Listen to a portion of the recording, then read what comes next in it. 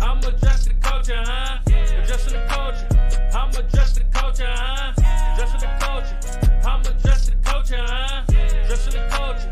I'm addressing the culture. We gon' talk about it. Come address the culture. We gon' talk about it. Come address the culture. We gon' talk about it. Come address the culture. We gon' talk about it. Come and address the culture, huh?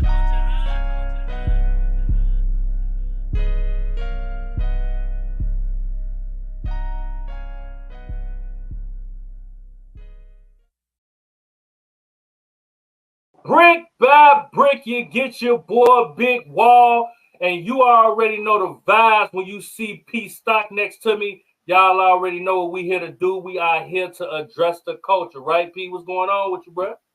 That's right. It's time to address the culture, bro. You know, it's been like every show's like a family reunion, man. We back together.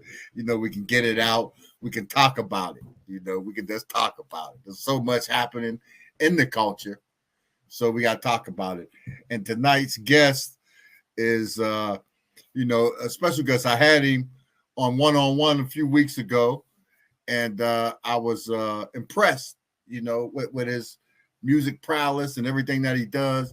You know, he's an actor. He's a songwriter. You know, he's a singer. You know, and he's from the Chi, too. You know, he's from the Chi, from your neck of the world. So I said, got to come on and address the culture.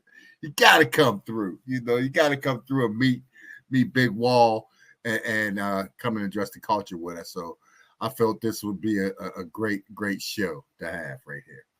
Yes, sir.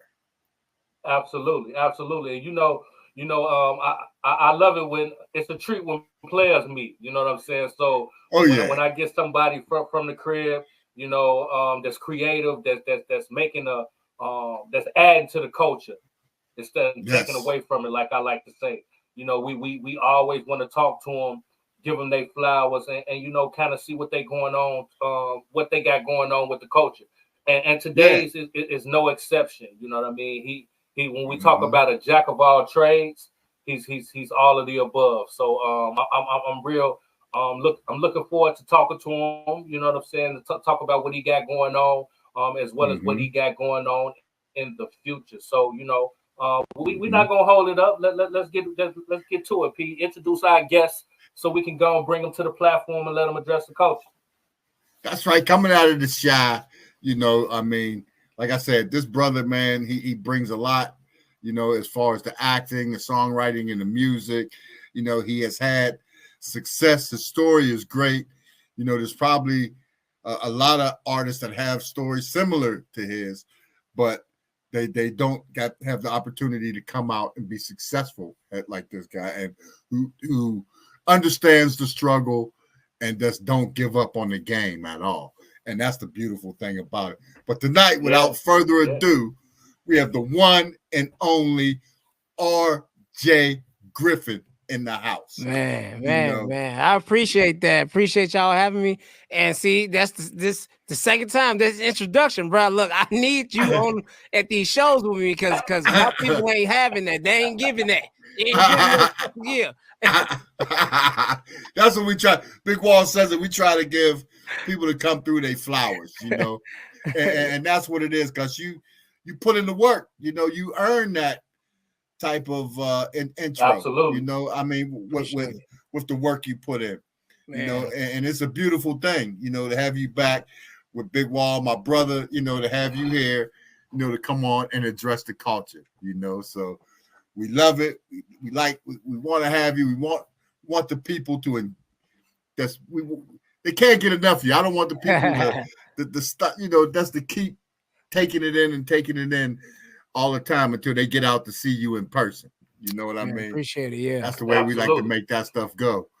But, for Big Wall to come in and the viewers, this is the Address the Culture. Shout out to the culture gang out there. Big shout out to them. But definitely give them a little of your history, of your past, and then we're going to get into RJ Griffith addressing the culture. Let's go. So, a little bit about me, singer-songwriter, actor from Chicago, and, identical twin, Started off acting when we were, I think, 3 years old, and then ended up doing the movie Hardball with Keanu Reeves, the baseball movie. And then when we were 10, went to high school and everything. I'm just trying to speed through this. My mom was like focused on school, and because she was an educator for 42 years, so she was like focused on school. So we did that, played baseball throughout our lives, throughout high school and college, and then I was singing still, in high school, doing theater, doing musical theater. Ended up joining the choir, got a scholarship in college to sing as well. I was the only black guy in the all white choir, so that's interesting. And yeah, I know that is rough. That is rough. So it was just like, yeah. And then ended up getting my degree in elementary education with a minor in middle school science. So became an educator because that's all I knew. Ended up getting cut from Chicago Public Schools as an educator after 2.5 years, due to citywide budget cuts. Lost everything. My wife and I were 1 year newlyweds, had just bought our first house the year before, had to give up our house. And we ended up giving up everything we had besides our cars and our clothes and moving in with my mom for 4 years. So, so just imagine being married and your mama across the hall from you in your childhood bedroom, you know? That's a hard piece. You know, it's a hard piece. Yeah. You know? So and told my wife I think God wanted me to pursue music. And she wasn't in agreement with this, but I told her it was gonna work. And every year I kept telling her it's gonna work. And and now that was 2016, October 2016. And I've been going this the 8th year. So I've been going 8 years with this. I like that. You know, you ain't giving up on it. Yeah, so this is the condensed version because we'd be here forever if I went through everything. Ended up writing a hit song, a local hit song that ended up being I was the first artist to have an original song become the theme song of a newscast on Fox 32 called Good Day Chicago. So, and that's what it really elevated my career. So absolutely. Now, that's that's what I'm big. talking about, RJ. Yeah, that's big. Now, when I said in our intro that you are a Renaissance man, you know, you're a man of many talents. You know, that's something that I always kind of gravitate to because, you know, from the outside looking in, it just looks like you're just talented and gifted at so many things, which you are. But when you walk into your purpose, you're just being creative. You know what I mean? Just across the board, no matter what way it come out, you're being creative. Now you're a singer, you're a singer, you're a songwriter, you're an actor, you're a philanthropist. You know, you give back to your community. All those are ways of just being creative and living in your purpose. And I respect that. Now, if we take all of these hats, no problem, brother. You deserve it. Now, all of those hats that you wear, why are each of those hats that you wear important to you? And how do you feel your life lessons has helped those creative aspects grow?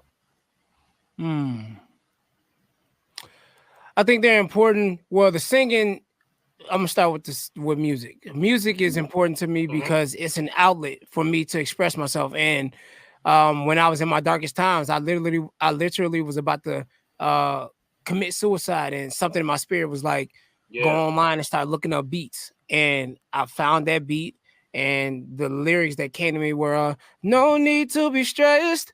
I got air in my chest. My life has a purpose. Today will be worth it. Feeling good, feeling great. It's gonna be a good day. And I wrote that song in 10 minutes. And that was the song that has been the biggest song of my career to this day. And so that I was like, wow, we needed more. I needed songs like that when I was going through my depression and anxiety. So I'm like, all right, let me be the medicine to this negativity out here in this world. And so that's how I look at music. So that's how that motivates me. Acting is another way I get to be somebody that I'm not. So and create a character, either create a character or step into the shoes of of characters or historic artists. I've played this past year Maurice White, the founder of Earth, Wind and Fire, Smokey Robinson in the musical, and I just got done playing the Prince in a musical called The Other Cinderella. So it's just being able to transform and become these characters that I had no I'm not relatability, but no idea like how hard their lives may have been. Even though everyone knows these guys as iconic figures, but they had struggles. And so just being able to do that. And the other part, my philanthropy. Now y'all see me with my Positive Vibes Only. That's my 501c3 nonprofit that I started in 2018. So while my wife and I couldn't afford to pay our bills, didn't know how we was gonna pay our bills, something in my spirit was like, create a nonprofit. And so I started that, and we've grown to become a community service organization. We started off doing open mics for the youth on Friday nights.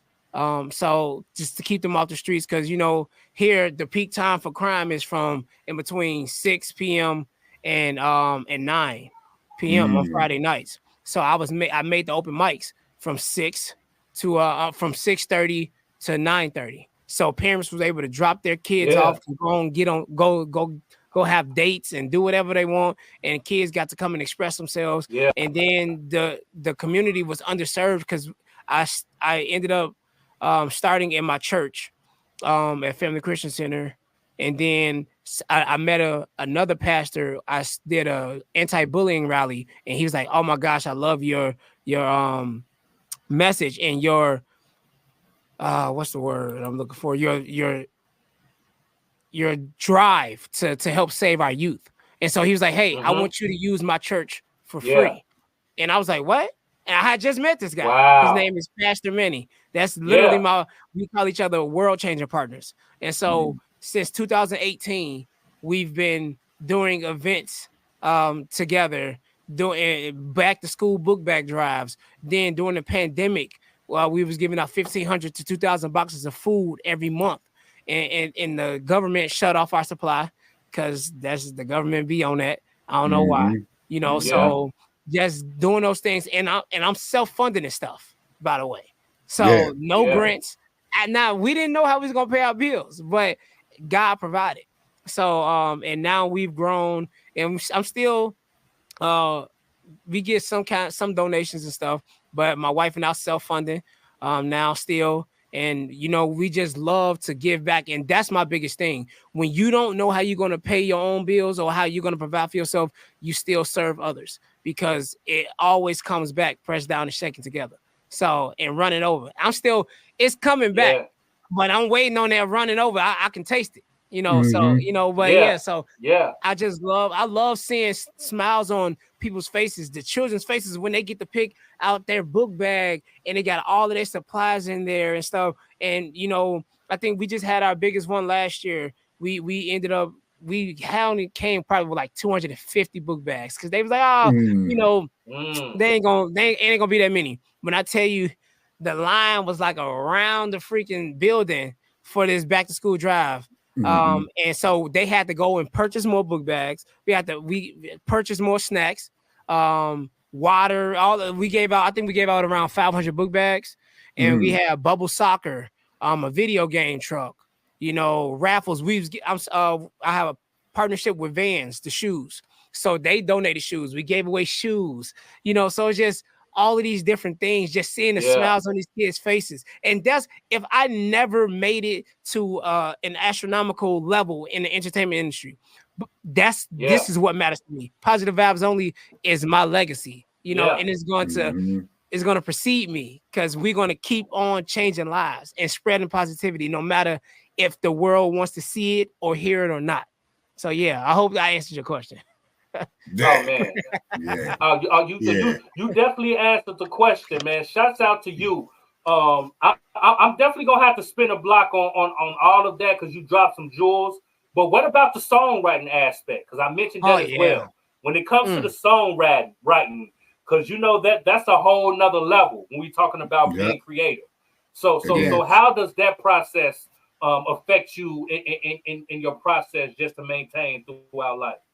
So yeah, when songwriting is just is something I get inspired to do. So I remember I wrote a song called So Happy, and it was a video that went viral during 2020 of like a little a dwarf, if I can call him that, was getting bullied from Australia. And so I saw the video, and I'm gonna say little person, and it was a kid, and so he was getting bullied, and I was just like, yo, the video made me so emotional, and I just started writing, and I mean, and the song has done well and stuff, and it's just like those moments really, it makes it easy because you have inspiration. Now I can listen to a beat or just a loop of something and write as well, because obviously just creating a melody or creating a different way to tell someone to have a good day, or I want to see you smile, or spreading love to other people. It's just finding ways to do that. I just enjoy trying to find those ways to crack the code in this matrix, especially of this industry. They don't want to hear positive messages in music. So just finding ways, schools, that you can't mention God in your songs. So I have specific ways that I will write my songs that's from a spiritual sense, that I get to go and perform these songs for these for these children. So it's just, I know how to play the game, and I'm still gonna get this message across to you, even though they don't want to hear it. Your corporation don't want to hear God, but I'm gonna tell you, I'm blessed in a song, or you're blessed in a song, because you can't stop me from saying that. I can't say God, but I can put it in a song form that I know you can keep it on repeat and listen to it over and over and get it and download it into your spirit. So yeah, songwriting is just one of my favorite parts, man, and writing music for sync licensing for TV and film, because a lot of artists don't realize that's where the real money is. So yeah. Oh, that's big. See, now you talking my language. That's big. When you said that, you kind of like lead me into my next questions when we talk about just the artist today. When we talk about being successful as far as seeing financial gain from your blessings, because they say that's the best job in the world, to get paid for something that you love to do. And you just spoke about the revenue and how you can make money from writing and getting your song placements and so on and so forth. So can you kind of speak to that when you have someone who has music, they got, and they're trying to take their music to the next level and trying to get their songs on TVs and TV shows and to create, some income from their creative abilities. If somebody was watching and wanted to get into that, how what would be the first thing that they need to do, and how would they go about by putting themselves in a position like somebody like yourself? Okay, so the first thing you need to do is not cursing your music. That's number one, because they're gonna ask, is this clean? Do we gotta, so they're gonna ask that, number one, unless it's a movie or something. But for TV, they automatically asking, yo, is this clean? Do you have any samples in this? So just making sure that the clearance of everything is good to go. Is it, so it's just, I tell a lot of artists that I work with and record, and they bring their songs to me, and they're like, oh, I want to get my stuff on TV and film. I'm like, but you bringing me a song about twerking in the club or something right now. Like, that ain't gonna cut it, So it's just about thinking outside of the box, and don't try to make mainstream music. Like, study the songs that you hear on these commercials. That I study these things. So it's just like, Amazon does not have a theme song. I've been trying to get a placement with Amazon for the longest, and their symbol is a smiley face, and I got a song called Smiley Face, and they ain't budging, not yet. So it's just like, it's just those things, thinking outside the box, going and trying to get what we call a pitch agent. So finding a pitch agent, and you have to have a catalog of music. You can't just have one song and be like, hey, can you pitch this one song? Because that may not be the song that gets placed. But if you have a bunch of feel good songs, like I write feel good music, if you have a bunch of songs that are similar, you have a greater chance of getting placed. So number one, do that. Do the research on the music supervisors for these TV shows and networks. It's a lot of them out there, and a lot of them don't respond to unsolicited emails. But go, so just look them up, see what songs they have placed, because a lot of independent artists are making revenue like this, And so, so number one, make clean music. Number two, find music supervisors, look them up, and then try to find a pitch agent who has the relationships with these people, and see if, and your song got to be good. Sorry, you got to be good. The quality of your song got to be good. You can't be trying to mix and master everything on your own. Pay for quality. You got to pay for quality. Pay for a professional to do it. So that's number one. And it just make sure it's a clean mix and it's good music and be patient, because it's a waiting game, for sure. And the more placements you get, the more you build your name. I've only had 2 major placements, but those are conversation starters for people in the industry. For me, they be like, reference points. Yes. That's good reference points to start with. Exactly. So it's just like, wait, you use the theme song for a newscast? Yeah, I was. How did you get that? I tagged all the news anchors on Twitter, and one person responded. And I'm not telling y'all to do that, but that's what we decided to do, and it worked. And then I was on, that same song was placed on the Kenan show on NBC. So that's a bigger market. So it's just, it's just those things. You just never know what can happen, but your music got to be good, and it has to speak volume into, what the scene is about and stuff. So just thinking outside the box and not trying to be the next Drake and everybody else, just staying in your own lane. So that's the major way, man. That's the biggest thing to do. Yeah, and that's big. That's real jewels. big. You just drop some jewels. Always dropping them jewels. That's what I'm saying. And that's a part of how I want to see you address the culture. With everything you said, you mentioned, you got to stay independent. Now, the artists today, and I believe that 100%. You don't want that bad loan you get from a record label. You don't want that. So that is the hugest part. So what would you tell? You mentioned to that you speak with these people, the kids, the youth, and tell them what to do. You find a lot of youth still coming forward trying to get their music to record labels and stuff like that, instead of going independent, instead of being independent and putting in the leg work like you did yourself. Yeah. So I tell them, what are you chasing? Like, what do you want?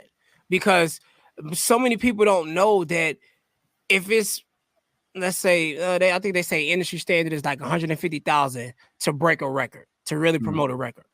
Now, everybody ain't got $150,000 just sitting around to promote. Talk about it.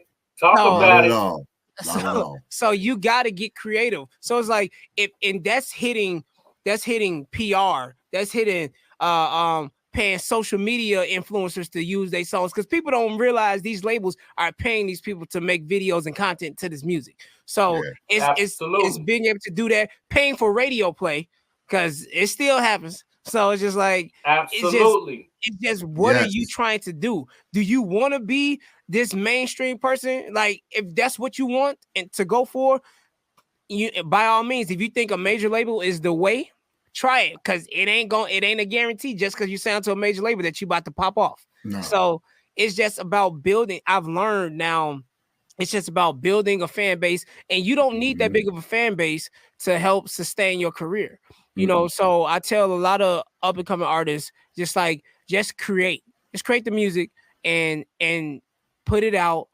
And try doing, obviously TikTok is a huge thing right now. So trying to get a trend going and stuff, and just paying social media influencers yourself, so it's just different things. Trying to, like I said, I think outside the box. So I think I got about 7 songs in the Kroger-owned stores around the country.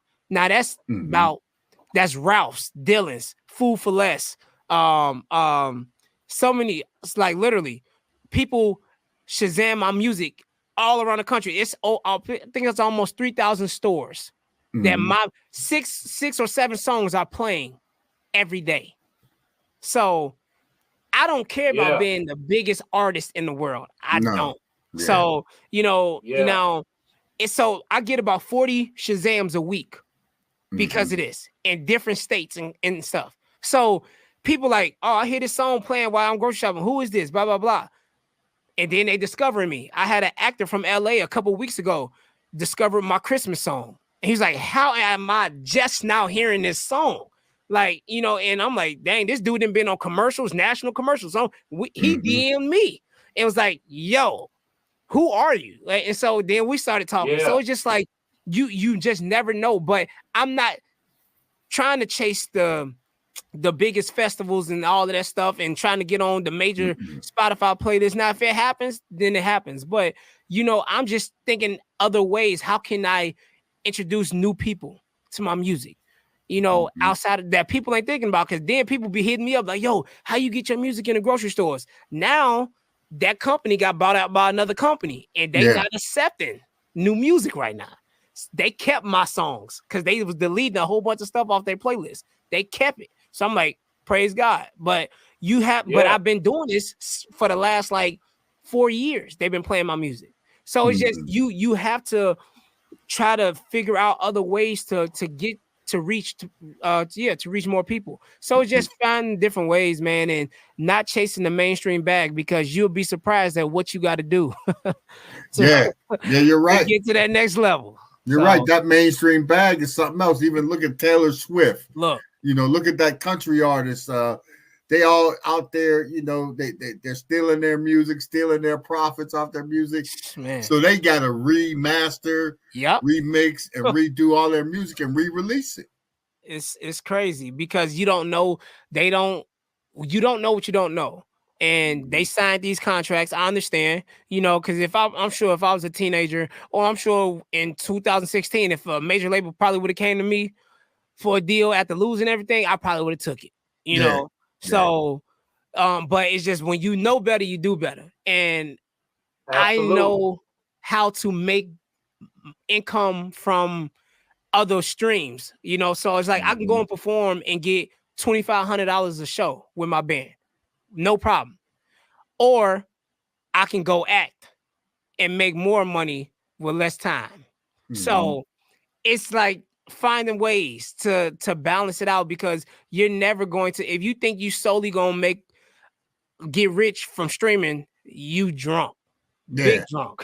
If you ain't putting up no Drake and Rihanna numbers, you ain't getting no bag like that. So some indie artists that make six figures for sure, but it's hard to get to that level. So they got something behind them, because it's hard to get 1 million streams to be indie. And it's some artists that do it, but I'm like, spending money. That's spending money. You got to spend money. Yes. Like people talk about the Kardashians and everything they do. If you're making, and this is me personally, if I'm bringing in 10 million a month, I wouldn't mind spending 1 or 2 million to get that 10 million a month. And that's the way it works. Yes. But people are artists, especially independent artists, and it's okay because we all are. We cheap. You looking for a deal, and there's no shortcuts in this game, especially indie. It's certain thresholds and ceilings. As soon as you hit that ceiling, you need somebody else with a connection or something that can help break through that ceiling. So in that plateau, because it's hard. It's people. I tell people, look at Chance the Rapper. Chance the Rapper got some connections, mainstream connections. We just don't know about them. But it's only so far the industry gonna let him go. But you see, he pimped the industry is what I call it, and blew up, got your Grammys. Now what is he doing? I want to be on SNL. I want to write skits and sketches. I want to do I want to start my own TV show. Like that, because when you think outside the box and realize music ain't the only way to eat, and you gonna be touring for the rest of your life. Yeah. Like a lot of these old school artists, Yeah, like that's true. they touring still, and they 80 years old. Yeah. I ain't trying to be like that. Like, and guess who owns their publishing? I hate to say it, some Jewish lawyer, exactly, sitting in some office somewhere. I just found out the other day. I watched something on Sam Cooke, and I was impressed with Sam Cooke. Yeah, he's one of the first brothers that got out there and wanted his own label, his own publishing company, and everything, all owned by a Jewish accountant that he was dealing with. He stole all that stuff from his family. So you got to be careful what you're doing. It's strength in numbers and doing stuff where you got to do it, like you said, collectively. Yeah. Knowing somebody. You do it as a collective. Yeah, definitely. If I can produce a piece, or somebody can produce a piece and give to me, and my man can blow up with it, then we all should be eating a little bit off of that. Yeah. I mean, I'm not, hey, you the face, you run with it. Yeah. Just throw me back so I can keep doing what I'm doing. So I can give you another one and another one. Yes. And another one and keep doing it. And that's the way I see it. And that's the way I think we should do. Yeah. Especially amongst our community, if you want that bag, you don't got to get that big bag. You got to grind. You're grinding. Basically, what you're telling kids is you're grinding hard. Yes. The grind is real. Yeah. And that's what you're constantly doing. And there's much respect for that because Big Wall and I know the grind. Yeah. We know the grind well, and that's what we do. Absolutely. And and that's why I said you're a great personality and voice for that grind, for that positive vibe movement that you got going on, and that's big, and hats off to you for that, Thank you. Hats off to you. Yeah. It's super dope, man. You spoke about that acting aspect of what you're doing, and you spoke about some legendary artists that you played. Earth, Wind and Fire, Smokey Robinson. You playing Prince's on stage. I do a little acting myself. You know what I'm saying? Nice. So like I understand the being the creative, being able to lose yourself in different roles and everything like that, man. It's an amazing feeling, man. When you see people like Taraji B. Henson speak about the pay gap, when we talk about just being paid for your excellence, because equally you're not stepping on these stage and you're not doing this just not with a certain level of excellence. You know what I mean? And you should be paid fairly. So when it comes to the pay gap and the opportunities, being an actor in today's entertainment field, man, can you kind of speak about that and give kind of your experiences on that situation, bro? Yeah. So, obviously it's levels to in that industry as well.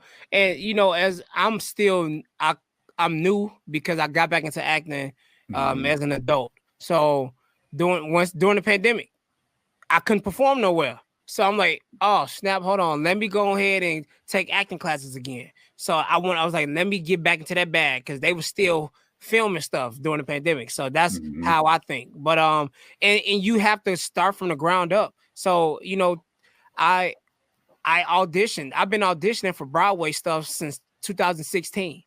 And now I've never been on Broadway.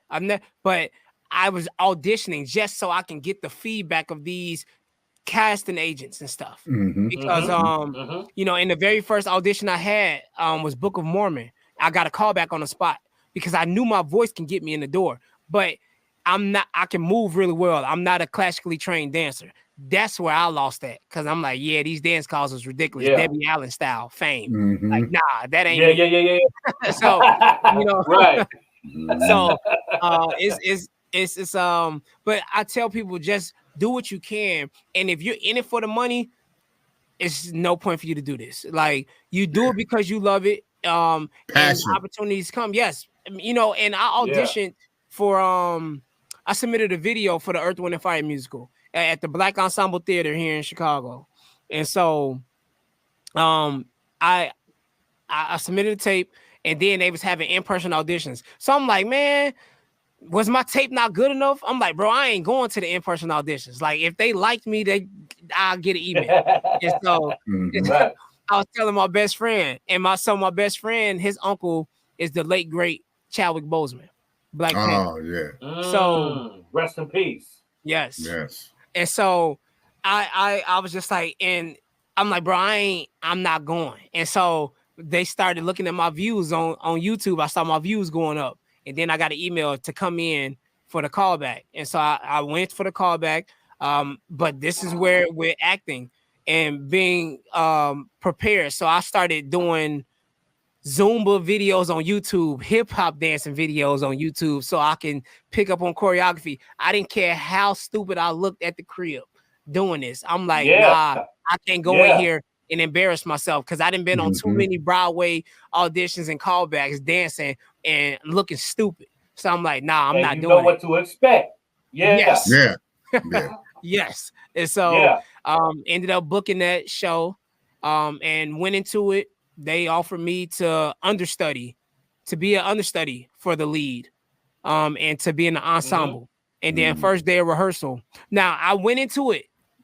First day of rehearsal. I'm like, all right, I'm the understudy. So if they ever get sick or something like that, then they call me. I'm like, nah, because if they call on me, that person ain't never going back on that stage. I'm telling you, if I get that opportunity. And that's my mindset. Yeah. So first rehearsal, the director tells me and this other guy, he was like, everybody went around the room and said their role. So I'm like, I'm the understudy and I'm in the ensemble. And he was like, nah, you wrong. He was like, y'all confused. He was like, no, you young Maurice White and you mature Maurice White. I'm like, huh? And so I'm like, bro, I just signed this contract. I just signed this contract for the low payment, amount, the lowest tier. And to be, I'm like, hold on. I'm like, why you didn't tell me this before we came up here? We got to do a renegotiating. You know what I'm talking about? You got to bump me. You got to give me a bump. You know how the movie is. Give me a bump then. I get a bump. He was like, yeah, we got to talk about your pay increase. I said, yes, indeed, we do. So, but it's that mindset to where my first professional union show, I was the co-lead. It was about Maurice White, and I played the young version from 12 years old to 20 to 28 years old. So and the whole first act of the musical was about me. And then his transition, and then they transitioned to the Maurice White that the whole world knows now. Yes. Yeah. So being able to do that and just I didn't know, you know what I'm saying? I wasn't that confident, because going into it, you thinking like, bro, I haven't acted in some years. So it's like I'm not that good. But I'm a student. So whatever the director tells me, I'm doing it. I'm trying it. I'm a hustler. And I grind. So I live 50 miles. It's 50 miles one way from the theater. I'm there before everybody else all the time. I was early. I'm on stage practicing my lines while nobody's in the theater, by myself. I'm in my dressing room practicing. I come into rehearsals. I know all the music in my head. I got it in my head. I know my lines. I'm the first person to memorize all my lines. Like, I'm that person that you gonna be, if you one of my castmates, it's annoying to work with me, because I'm over prepared. I'm working. You getting it. You outworking them. Bro, the James Brown method, bro. I tell so many people as performers, James Brown said, I'm not the greatest singer in the world. I'm not the greatest dancer in the world. But I'm telling you, if you step on that stage after me, you ain't gonna want to touch it. And that's my mentality when it comes to anything. So just growing and trying to become the best version of yourself and living in each moment. And doing Earth, Wind, and Fire, we've sold out every show. We had the hottest ticket to where Verdine White actually came to see the musical. Him and his wife. Arguably the greatest bass player that ever lived, graced this planet. So just having that cosign. And he's like, man, my brother would have loved you. So it's those moments. And then playing Smokey Robinson, transitioning into that show, and high falsetto singing. Now I have a high range, but I've never sang in falsetto the whole time ever. And my mom was like, hey, Give me a little of the Smokey. Give me a little of the Smokey. You want to see? Let me see. Ooh, baby, baby. Yeah, so that's Yeah. Yeah, I like that. That's what I'm talking about. That's what I'm talking about, bro. Legendary. It was fun, man. Yeah. It was fun. My mom was like, I grew up on that. That's Smokey was my man. You Yeah. sure you can do that? I'm Yeah. like, I said, Mom, just come to the show and find out. And so I got you. It was so much fun. Like, and so where his ex-wife, Claudette Rogers Robertson, came to see the show. So it's just like all of those things. But you living in the moment. You know, we selling tickets, and obviously women go crazy for Smokey Robinson, and so they seen me. They like, you know, oh my gosh, you remind me of him. Like, yeah, and to them, like, and they going crazy. So we just taking pictures and stuff. And obviously, a lot of people that's in your cast, they don't like it that you getting all the attention, you know, unfortunately. But I said I just did my job. I'm sorry, you know, I just did my job. I don't. Haters are gonna hate. They're always gonna hate. So it's just those things to where you don't know where it's going to take you, what opportunity is going to lead to you next. And from doing Earth, Wind, and Fire, a talent agent came and saw that musical, and I got signed to a talent agent now. So then, you know, now okay, now I can do these bigger auditions. So I ended up doing 4 commercials in over the summer, and you working for a couple hours, and I'm making more money than I make having to go to perform for 3 hours. You know, so it's just those people don't think like that. It's like, yo, I'd rather spend 4 hours doing something, filming something, doing something that I'm not used to, and make more money than having to drive and go set up with my band, go do this, then break down, gotta drive, you know, rehearsals, all of that. But it, you know, you so it's just, it don't add up financially, gas money, all that, paying I pay all my musicians, all my background singers, everybody. So it's just like, I'd rather do this, you know, and grow that way, you know. So and now to where I just got done, like I said, playing the Prince in the musical called The Other Cinderella. And so you just do these things, and you just never know where the next opportunity leads. And each time your pay increases. If you're good enough, you know how to negotiate. I'm not young. I'm young, but I ain't. I'm 33. But so I know about business. So you not gonna lowball me because I drive 50 miles one way. So number one. Talk about it. So I drive 100 miles minimum back and forth from the theater. So when it comes to business, I don't play about that. So and like I said, but I give 100%. I'm sorry, 110% to everything that I do, so that you remember me and for other opportunities. You know, I was doing a kids show. I'm doing another one right now, but I was doing 2 shows at the same time. So it's like I'm preparing myself for that one day, that Broadway grind, 8 shows a week. So I was doing 7-8 shows a week, 2 different shows, and rehearsing at the same time for 2 different shows at the theater, 13 hours a day. So it's just people ain't got that kind of commitment and stuff.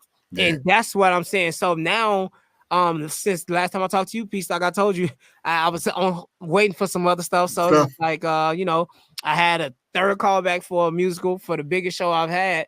And then I'm on hold now, but it rehearses in London. So they put me on hold. So that means you can't book nothing until they give you your offer. Yeah. So because I definitely. So and you gonna be in London? You gonna have to go to London for this one? Yeah, go to London. So yeah, so I go to London. That's amazing. Congratulations. We're gonna speak that into existence. Look, we're gonna speak that. I receive because it's just like people don't understand, and that was, you know, and that's more money. So but the show will run in Chicago. So it comes, we rehearse in London, and we run the show in Chicago for about 4 months. So more money than I've ever made singing. And so it's just 8 shows a week. So it's just, but people ain't thinking like that. I'm like, you know, I'm doing 2 shows at the same time, but it's just like, all right, now it's gonna be 1 show, 8 shows a week, you know, 6 days a week. But you don't understand the grind. Even though I only been doing it a year, I literally only been back into acting a year. But I've done, people be like, man, you just out here just booked. I'm like, man, I'm hungry. We ain't got a lot of time out here. We don't. And that's so when it comes to the money and stuff, when you want to do TV and filming, it's just getting an agent. You got to get an agent, and you're going to start from the ground level. You ain't about to be making, $100,000 an episode and stuff like that. And, I got friends who's on the Chicago Power book right now, but he been since Hardball, grinding, doing small TV shows. Then his biggest thing was Ballers on HBO, and then he landed Power. And that's like, I'm like, bro, you making a bag now. Like, but it's the grind though. He left Chicago. He left Chicago with nothing but a book bag, and went to LA and was grinding it out. And I'm proud of him. Michael B. Jordan started. He was on Hardball, and everybody know who Michael B. Jordan is. Absolutely. So, but it's the grind. People don't have the willpower. To keep the grind going. They just don't. Some people are used to stuff being given to them. Yes. So they don't know how to work for it. Yeah. They don't know how to grind. So once it's not given to them, they can't comprehend that space. In that environment, and they fail. On their own. And that goes back to what Big Wall mentioned. Now I want to run this by y'all, address the culture. When Taraji, I watched that interview when she was upset, visibly upset about the equal pay and everything. But she just did a film produced by Oprah. She just did that A Color Purple music. So I mean, a lot of times and I tell you what happened for minority artists, mainly, African American artists. And I've seen it with Richard Pryor. I've seen it with Eddie Murphy. Whenever you get so high where Hollywood says they give you the keys to the car, go ahead and do what you do. Pick a project. We're going to back you on it. Let's make this happen. They fail. And once you fail, you put your career back steps. Richard Pryor did it. Like I said, Eddie Murphy did it. Yeah. That's what Taraji did it with that Foxy Brown movie. Yeah.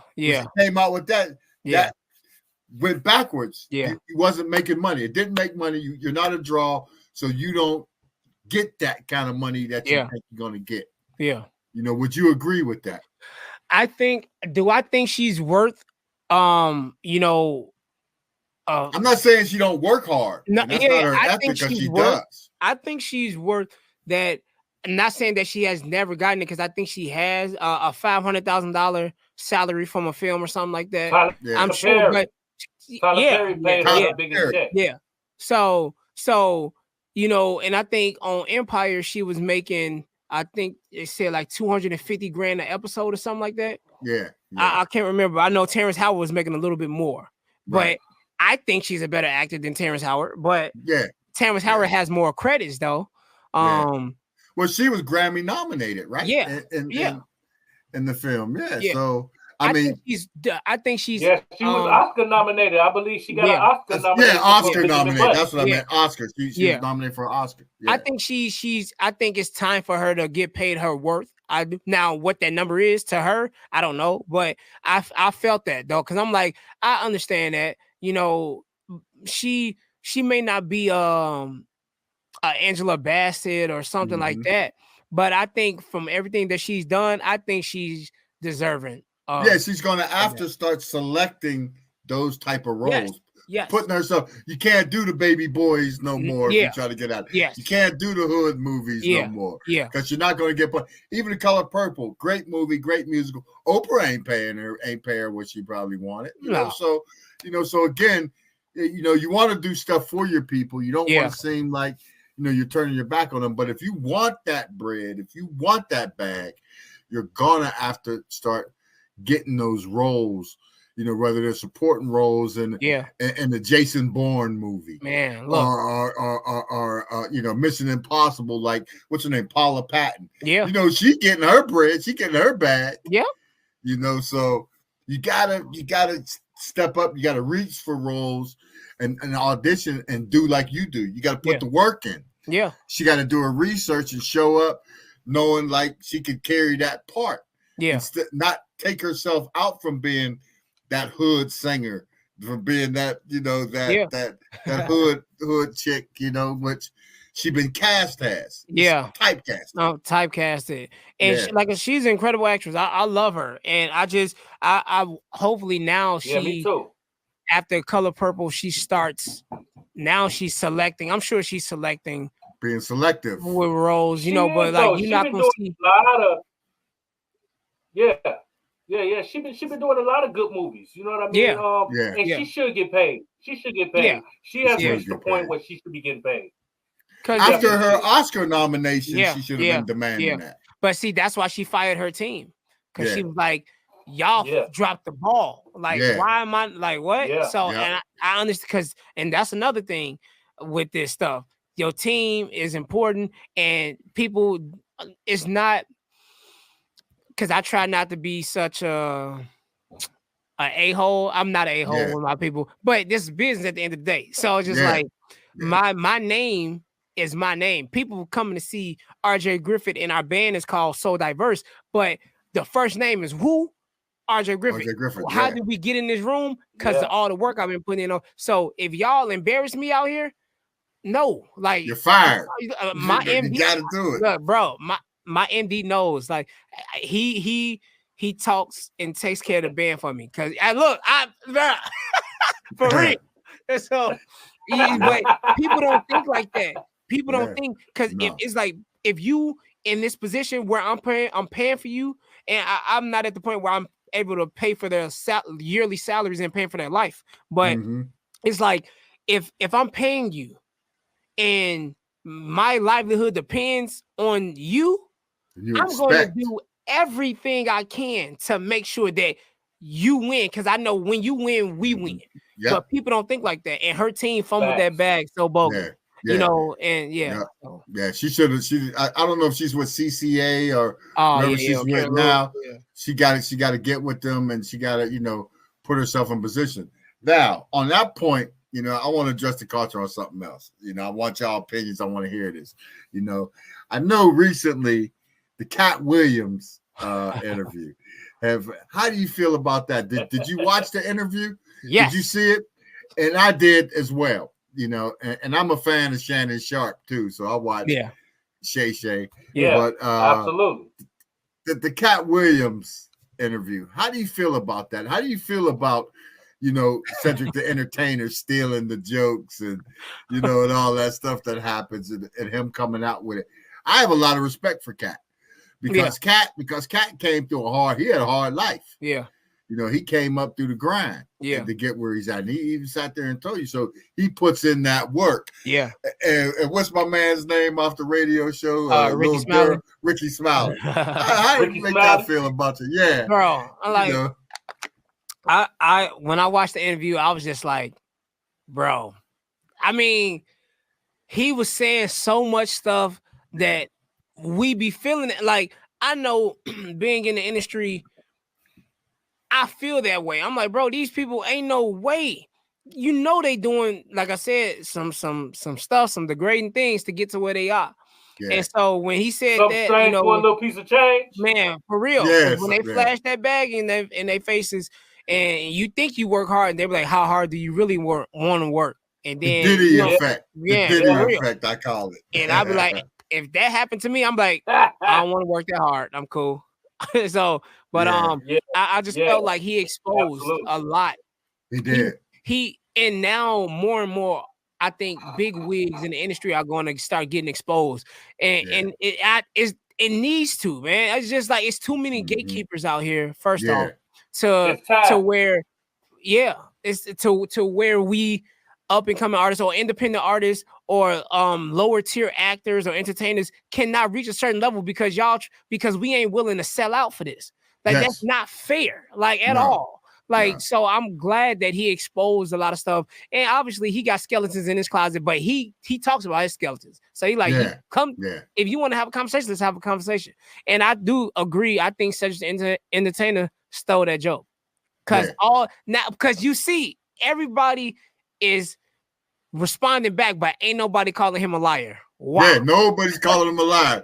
Nobody, not even Steve Harvey. Not one time. Everything he hit Steve with, and everything because Earthquake came out. What I want to say a couple of days ago, and Earthquake said he can't read.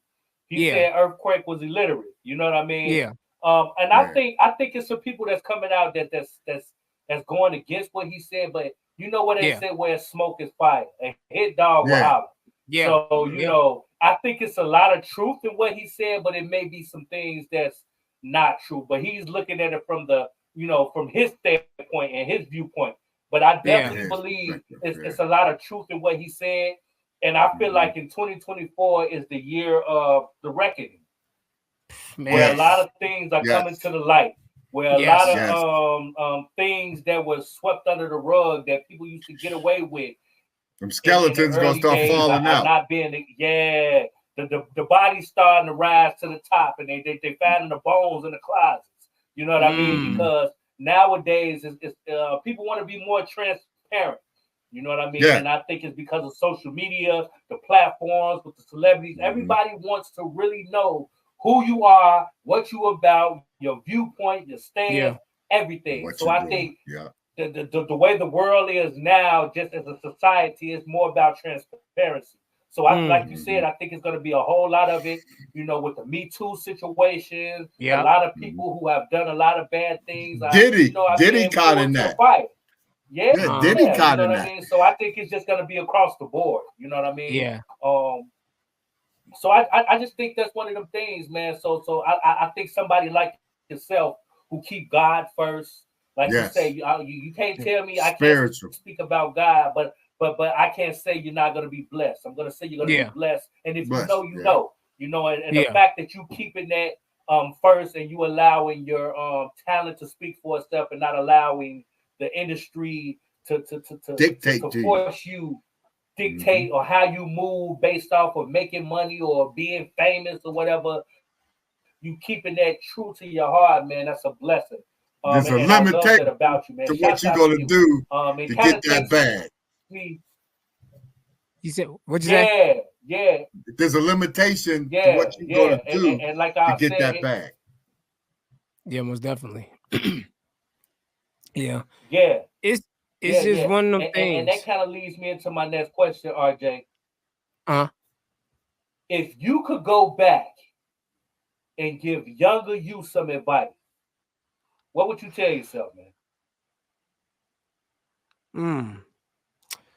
If I can go back and tell my younger self, I would tell my younger self, don't go to. I'm gonna rub people.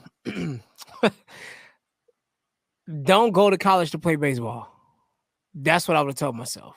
My younger self. Because I was told that I was going to be a professional baseball player growing up by my mom. And my dad taught me and my brother how to play baseball. So that's all he ever supported. So just like, if it ain't baseball, no, it's nothing, so you don't realize how other avenues or gifts in your life show up. And so I once I discovered that I knew how to sing, I should have really, really focused on that. And high school, I ended up doing it a little bit. But like I said, my drama teacher, she told me when I was in high school, she was like, you're good at baseball, like really good. But she was like, you ain't that good to go pro. And I just was like, no, I'm gonna prove you wrong. I'm going pro. But she was like, no, you don't understand how good you are in performing arts. You need to focus on that. And I didn't believe her until I didn't go pro. And then I started singing. So I just wish I would have went to a performing arts college like Columbia here in Chicago, like a lot of my friends went to, because I would have been in the industry earlier instead of I started at 25. So it's just like I would have been at 18 years old developing, and have more time to grow and to make mistakes. Because, especially when you get in your late 20s, early 30s, you ain't got that many mistakes you can make, especially being married. So I'm like, I ain't got that many mistakes. But so I would have never gone to college to play baseball. I would have went and focused on my singing and acting. And so definitely that. And I'm patient, but being even more patient. I would tell my younger self, it's going to come when you least expect it, and just stay true to yourself. That's good. That's good advice to yourself right there. Yeah, that's amazing, man. A lot of people depend on sports. Thank you. Wow. Yeah, man. That's amazing, man. Shouts out to you, man. I love the fact of you being so transparent, brother. You know what I'm saying? It sounds like you had so many chapters in your life, and you didn't take your losses as losses. You took them as lessons. You know what I mean? Yeah. And you figured out how to make those work for you, and you evolved into something that the culture could be proud of, man. So I want to thank you for coming to address the culture, man. Thanks, so. We definitely gonna have to spin the block and bring you back, man, and put some things together, man. Yeah, musically across the board, man. We gonna work, man. I love your energy, man. But before you get up out of here, brother, I can't let you get up out of here before you let everybody know what you got going on. I know you got a project you dropping in 24. You're working on some things, man. Let everybody know what you got going on, what you got in the chamber. You know what I'm saying? Let everybody know your social media handles, everything, man. Talk your shit. Okay. In 2024, I'm telling you, I'm going to release finally my debut album called You're Too Positive. Because that's what so many industry execs told me coming into this industry. That my music was way too positive. So and I like that. Since you want to tell me, I'm gonna show you. So that's coming out. Got a couple singles. I have a new single called Let It Go. That's out right now on all streaming platforms under RJ Griffith. Let It Go. Couple singles that's going to be dropping throughout this year, throughout the spring and then the summer. So while I'm doing this this musical, so just doing this, so I'm trying to record. I literally got like 4 or 5 weeks left before I gotta leave. So I gotta knock the rest of these songs out. But yeah, doing that and then more theater, more prayerfully some TV and film this year as well. So but yeah, and follow me on all social media platforms at RJG Music. It's very simple. TikTok, Instagram, Facebook is RJ Griffith, YouTube is RJ Griffith or at RJG Music. My website is rjgriffith.com. I have 3 EPs out on streaming platforms under RJ Griffith. One called A Good Day ... Pray, Prey, and Direction. Yes, R&B, because I do make love songs too. I'm known for the feel good music though. Yeah, talk about it. So I do make love songs, R&B, because I grew up on 90s R&B. That's how I learned how to sing. Oh yeah. Best. So I'm not gonna release any of that unless it makes sense this year. But in the next couple years, I will be transitioning into the R&B singer that I really am. But that's a different alter ego though. So because I want to make love and make marriage cool again. Yes, man. Look, you gotta come back through and do a listening problem. You gotta have a listening session. Do something. Oh yeah, man. Have a listening session for some stuff. Let people hear it. So make them go out there, inspire them to go out there and get it. Yeah, look, I'm because that's what I love. I love, man. I can't. If I had it my way, I would be releasing my love songs, but my manager and everybody be like, nah, that's not what's the wave for you right now. So, so yeah, just that, and just continue to spread more positivity, trying to continue to expand my brand. Got in the talks with a Black-owned water company called Positivity Water in out of Atlanta. So a new song will be coming out soon to be used for their campaign, Lord's willing. For they're launching in, I think, 40 Walmarts. Okay. So some alkaline water. Nice. So just trying to continue to grow. So I wish I can tell you everything. I don't know, because I just go through the process and the progress, so I can see where God gonna take me, and whatever He has for me this year, which I know is gonna be better than what I had last year. I'm just all here for it, and just here to share it with you all, and just trying to help as many people as I possibly can this year. So that's the main goal. Is just helping more people. That's big. That's big, man. We appreciate you coming through with your time, man. As always. Yeah. Definitely let us know, man. If you got something you want to say or put out, hit us up. Come through. Oh, definitely. Make time for you. I'm gonna leave the listeners with a quote. Oh, hold on. Let me see. Because I'm number one. I'm gonna start with this. I'm gonna start with this. People are attracted to consistency. That's the number one thing. I don't care. You could be the most talented person in the world, but if you're not consistent, ain't nobody checking for you. So people are attracted to consistency. Number two, without where is it at? Hold on. There we go. Without struggle, there is no progress. And y'all didn't heard my story. I didn't struggled, lost everything. Now my wife and I own multiple real estate properties. This is one of them. I have a 4-unit apartment building that pays for this. So, without struggle, there's no progress. You can't be afraid to be uncomfortable to get to the next level of your life. And so without struggle, there's no progress. And then the last thing, take the first step this year in 2024, even though you can't see the rest of the staircase. So take the first step, because once you take that step, God gonna lead you to wherever you need to go, as long as you allow Him to lead. So yeah. Man, look at him, man. That's big, You preaching that now. You preaching that, Pastor. You know what I'm saying? I'm a worship leader, so I got some things now. hey, look. We ain't afraid of that talk around these parts. You know what I'm talking about? Yeah, man. I love it, man. I love your energy, brother. My Chicago brethren. Yes, you know what I'm saying? You know the vibes, man. I feel like God don't make no mistakes, man. It was a pleasure meeting you. Yes. It was a pleasure having you on the platform, man. We definitely gonna put some stuff together.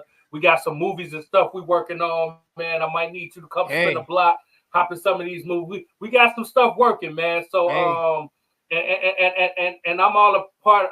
I'm big on energy and vibes. You know what I'm saying? And you definitely have a great presence. And we love that. And we know that time is something that you can't get back. So we appreciate you coming through and blessing us with some of yours, brother.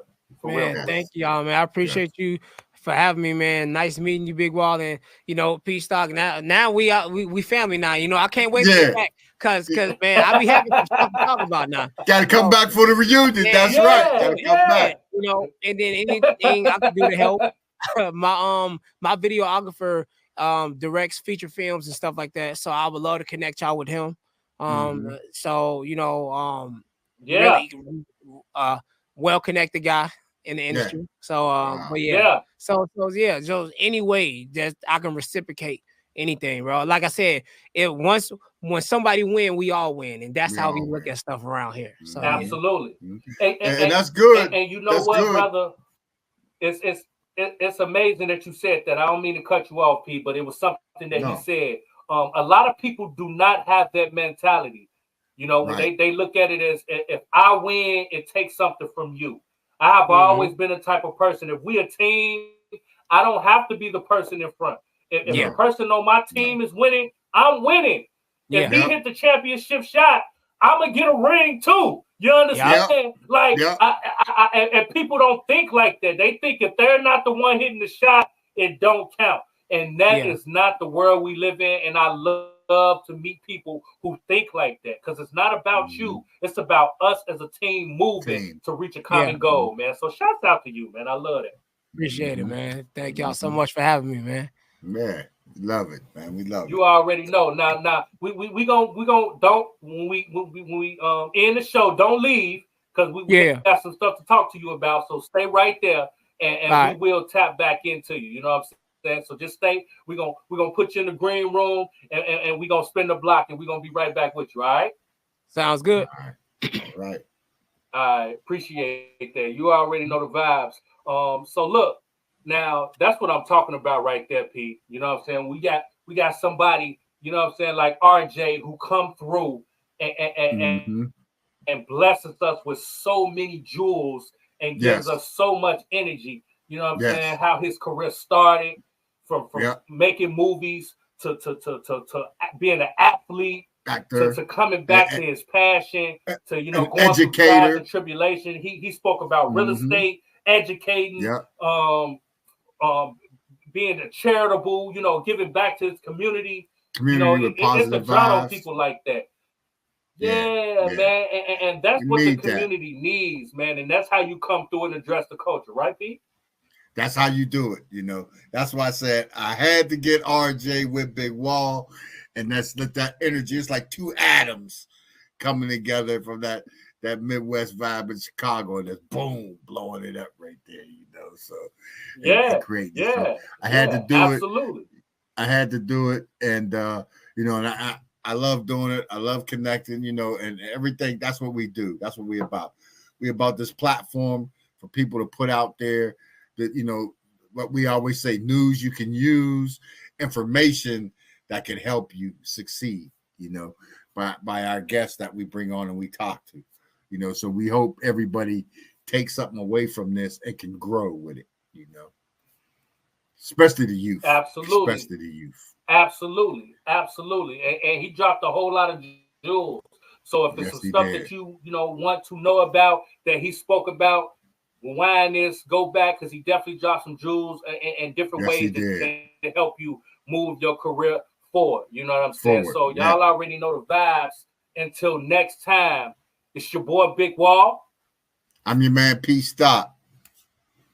And this is Address Like, the comment, Culture. Subscribe, join the culture gang. So anytime we drop any kind of content, you'll be the first one to get it. So like he was just saying, until next time, we out and we'll be back to address the culture. And like I always say, your culture makes you who you are. So make sure they respect it. We're going to catch you on the next episode. We up out of here. Addressing the culture. I'm addressing the culture, huh? Addressing the culture.